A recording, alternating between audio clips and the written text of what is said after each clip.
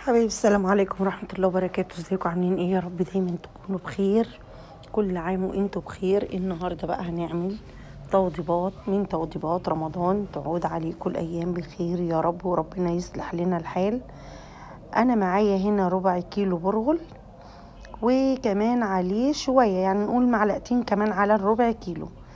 زي ما انتم شايفين كده قسمته نصين، خدت نصه وحطيت عليه اقل من ربع كوباية مية مغلية، والنص التاني حطيت عليه نص كوباية دقيق بسبوسة، وحطيت عليهم كده شوية مية بشوية مية لغاية يما احس ان هو كله بقى متشرب بالمية. ما نكترش، يعني حاجات بسيطة، كل ما نقلب كده بس المية تكون مغلية واقلب. لقيته عايز هحط كمان، المهم ان هو بس يتنسم بالمية، مش نغرقه مية لان احنا هنحطه في معجنات.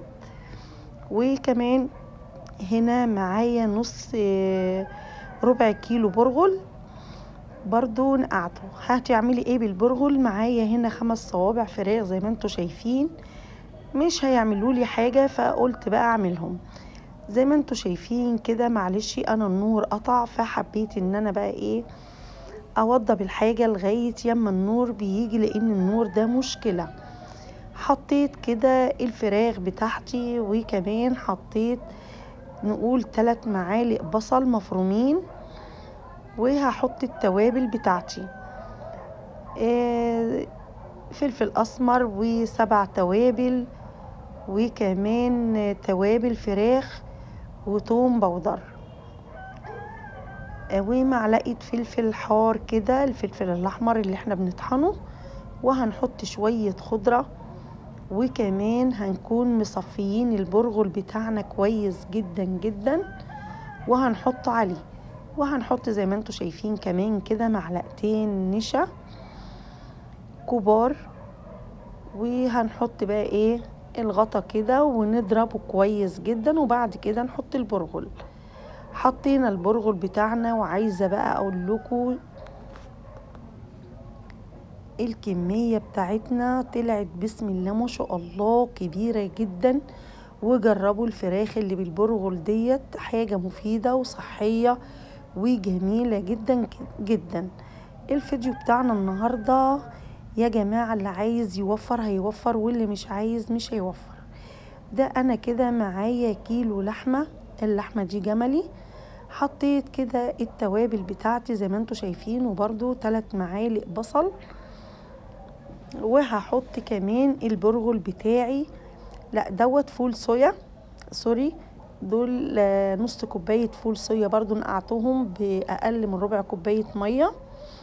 هضربه كده كويس جدا. وبعد كده هجيب رغيف عيش وهقطعه عليه. ليه رغيف العيش؟ هيمسك لي اللحمة بتاعتي، وكمان مش هيبان خالص خالص مع الكفتة، وهيديها طعم جميل جدا. بس رغيف بلدي كده وما نبلهوش، لا زي ما هو كده، لان هو اللي هيمسك لنا الكفتة بتاعتنا. وعايزة اقول لكم هيبقى طعمه جميل جدا. عايزة اقول لكم اللحمة اللي انتوا شفتوها ديت هي ما كانتش كيلو، هو كان كيلو وربع لحمة، وقسمته على 3 اجزاء زي ما انتوا شفتوا كده. بصوا برضو الكمية بسم الله ما شاء الله طالعة معايا كبيرة، واللحمة بصوا باينة فيها كمان حمرا ازاي، وطلعت كمية كبيرة يا جماعة. والله اللي عايز يوفر هيوفر، واللي عايز يدبر هيدبر، ومش عارفة اقول ايه، بس ربنا يرحمنا برحمته. هنا زي ما انتوا شايفين كده حطيت البرغل، وحطيت بطاطس، اسفة، حطيت جزر، وحطيت خضرة، وحطيت كمان بصل. وهضرب الخليط بتاعي كده كويس جدا. لازم ان احنا نحاول ان احنا ندبر شوية ونوفر شوية. وصدقوني الحاجة الكتير زي الحاجة القليلة، وما تضايقوش نفسيكوا. حاولوا ان انتوا تجيبوا حاجة في حاجة. انا واحدة من الناس قررت ان انا اجيب حاجة في حاجة، لاني مش هينفع ان انا اجيب الحاجة كلها مرة واحدة، لازم كده واحدة واحدة، وان شاء الله هنجيب كل اللي احنا عايزينه. دوت البرغل بالنشا بدقيق السميد اللي احنا نقعناه بشوية مية سخنين، وكمان حطيت عليهم معلقة نشا وهضربهم كويس جدا. زي ما انتوا شايفين كده بتتفتح زي القرطاس.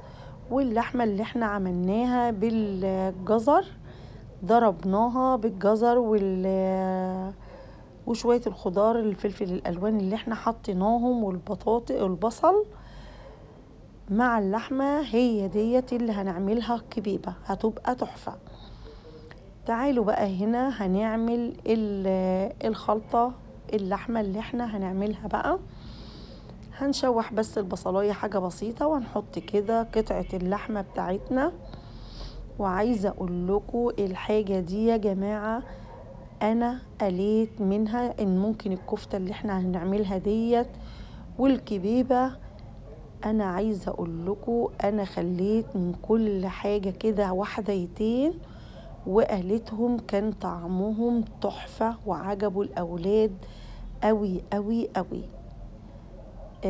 الحاجة ما تقولوش احنا حاطين خضار في الحاجة، والخضار احنا عارفين فوائد الخضار قد ايه. اللحمة بتاعتنا اتعصجت معانا، طماطم مبشورة ومعانا شوية جزر محترمين، ما تخافوش مش هيبانوا خالص خالص فيها. ودلوقتي هتشوفوا اهي، بسم الله ما شاء الله. وعايزة اقول لكم الريحة فظيعة بجد. هخليها بقى كده يما تبرد خالص. انا معايا هنا برضو بصل ومعايا فلفل الوان شوحته كده، هنقله بقى كده في حاجة. انا والله بختصر معاكم على قد ما اقدر في الفيديو علشان ما اطولش عليكم. هنقصه كده، وفي نفس الطاسة هحط فيها الشاورما بتاعتي. عايزة اقول لكم دول 3 حتت لحمة كانوا في التلاجة عندي في الفريزر. انا يوم روقت الفريزر لقيت 3 قطع لحمة. طيب هعمل بيهم ايه؟ قطعتهم زي ما انتوا شايفين كده وشوحتهم، وكمان هحط عليهم شوية فلفل الوان، وهيبقوا شوية شاورما زي العسل. عايزة اقول لكم ريحة اللحمة بجد قلب الدنيا عندي. ادي زي ما انتوا شايفين اهوت، حطيت عليهم شوية فلفل الوان متشوحين، وطبعا شوحت اللحمة. وادي الكمية طلعت معايا كمية والله محترمة. عملنا شاورما، عملناها في صينية مكرونة بشاميل، عملناها في صينية بطاطس. بصوا مش هتقول لأ في جميع الأحوال. وادي اللحمة المفرومة بتاعتنا برضو اللي احنا هنعمل بيها الكبيبة. انا بقى معايا هنا نقول نص كيلو رز، شلت منه نص كوباية عشان هحط عليها كمان ربع كوباية شعرية او نص كوباية شعرية. التوابل بتاعتي كمون، فلفل اسمر، ملح، ال7 توابل، كزبرة. هحطهم كده وهضربهم الاول في الكبة ضربتين لغاية الرز. طبعا انا غسلاه ونقعاه ومنشفاه وضربته في الكبة الاول، بس برضو عشان حطيت شعرية هضربه كمان ضربتين 3. وبعد كده هحط اللحمة بتاعتي. هنا النص كيلو رز يعني، وده توم وبصل زي ما انتوا شفتوا كده. وده بقى النص كيلو اللحمة بتاعي. قرن الفلفل الحار دوت، وكمان الخضرة بتاعتي هحطها. دي كفتة رز. انا بحب بصراحة النص كيلو لحمة عليها نص كيلو رز. اشيل من النص كيلو رز كوباية، احط مكانها مكرونة او احط مكانها شعرية، بتخلي الكفتة تمط كده وتبقى طعمها بجد تحفة. عايزة اقول لكم في شوية الرز انا حطيت نص معلقة كربوناتو على كوباية الرز بتاعت اللحمة.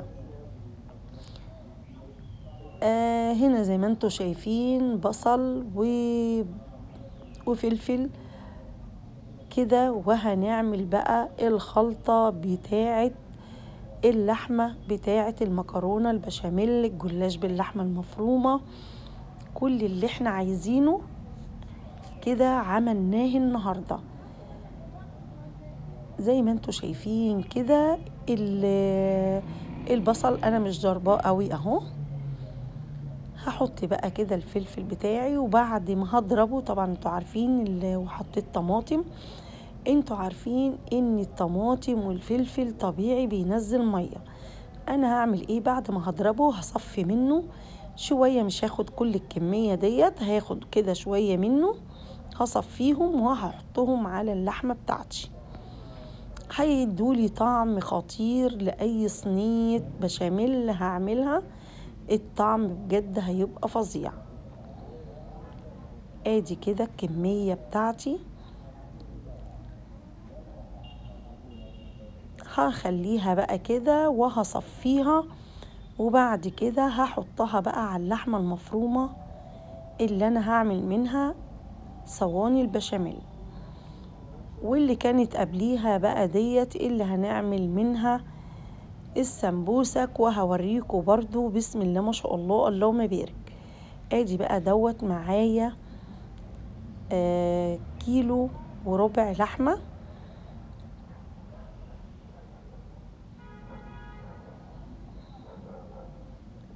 هخليه بقى كده يتشوح زي ما انتوا شايفين، وبعد ما يتشوح هحط عليه الخليط اللي انا عاملاه اللي هو بصل وفلفل الوان وبرضو فلفل حار.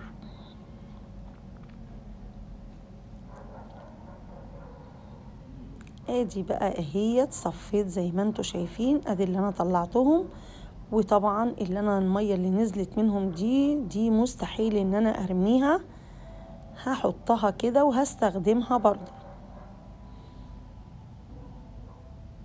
هشوحها كده تشويحتين 3 لغاية يما الخضار دوت يستوي، بعد كده هطفي عليها. على فكرة كل اللي انا بطلعه بحطه في التلاجة، وبعد ساعة هطلعه من التلاجة وهصبعه. هنا بقى دي اللحمة اللي احنا عملناها، هحط بقى عليها دلوقتي زي ما انتوا شايفين جبنة موزاريلا على جبنة شيدر على زيتون مقطعاه صغير جدا جدا، وهقلبه كويس قوي. عايزين تحطوا خضرة تمام، مش عايزين بلاش. هنقلبه كويس جدا جدا كده، وهنعبيه بقى، هنحشي الكبيبة منه، وبعد كده هنشيل الباقي في اكياس في علب. الخلطة دي هتكفيكوا طول شهر رمضان ان شاء الله، مش هتحتاجوا. نعمل منها السمبوسك، وطبعا السمبوسك دي لازم كل يوم تتعمل. ادي بقى الكبيبة بتاعتنا، عايزة اقول لكم طلعة خطيرة. هنفتحها كده زي القرطاس، وبعد كده بقى هنحشيها من الخلطة ديت. وعلى فكرة هي ما بتاخدش كميات كبيرة، حاجات كده بسيطة، وهنقفل عليها وهنحفظها في الفريزر. يا دوبك هنطلع على القلية. بصوا وادي بنفتحها كده وبنحشيها، والباقي عبيناه زي ما انتوا شفتوا كده في اكياس. وبصراحة النور النهاردة قطع بدل المرة كذا مرة، فانا بقى صبعت اللي بالبرغل واللي باللحمة الفراخ اللي بالكشك، وادي اللحمة بتاعت الصواني، وادي الشاورما، وادي الكفتة. عايزة اقول لكم عملنا كذا نوع بسم الله ما شاء الله. كل اللي احنا عملناه ده هينفعنا في رمضان وهيوفر معانا كتير جدا جدا. عملنا كذا